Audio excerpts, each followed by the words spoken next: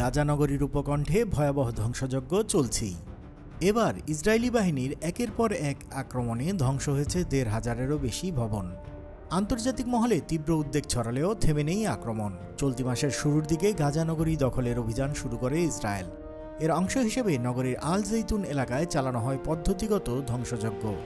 Gaza civil ডিফেন্সের মুখপাত্র মাহমুদ বাসাল জানিয়েছেন, ১ মাসেরও কম সময়ে এই এলাকার দক্ষিণাংশে আর কোনো ভবন অক্ষত নেই। এ ধ্বংসযজ্ঞে ব্যবহার করা হচ্ছে আধুনিক সামরিক প্রযুক্তি। নির্মাণ যন্ত্রের পাশাপাশি কাজে লাগানো হচ্ছে বিস্ফোরকবাহী রোবট ও ড্রোন।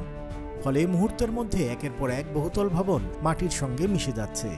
আল জৈতুনের ৮০% মানুষ ইতিমধ্যেই এলাকা ছেড়ে পালিয়েছেন গাজার উত্তর ও পশ্চিম দিকে, কিন্তু সেখানেও নিরাপত্তার নিশ্চয়তা নেই। ইসরায়েলি সেনাবাহিনীর মুখপাত্র স্পষ্ট করে বলেছেন, পুরো গাজা নগরী খালি করতে হবে।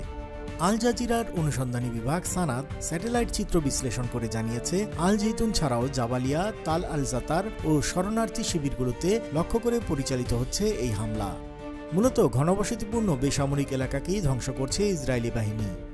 ২০২৩ সালের অক্টোবর থেকে এখন পর্যন্ত অব্যাহত এই হামলায় গাজায় নিহত হয়েছেন প্রায় ৬৩,০০০ ফিলিস্তিনি, আহত হয়েছেন ১,৫৯,০০০-এরও বেশি মানুষ।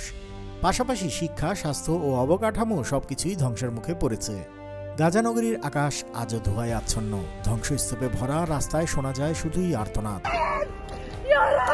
প্রতিদিন মৃত্যুর মিছিল দীর্ঘ হচ্ছে, তবুও শান্তির আলো যেন অনেক দূরে। আন্তর্জাতিক অঙ্গনের সব তথ্য জানতে সাবস্ক্রাইব করুন বাংলা ফ্লোয়ের ইউটিউব চ্যানেল। একই সঙ্গে সংযুক্ত থাকুন বাংলা ফ্লোয়ের ফেসবুক, ইনস্টাগ্রাম ও টিকটকেও।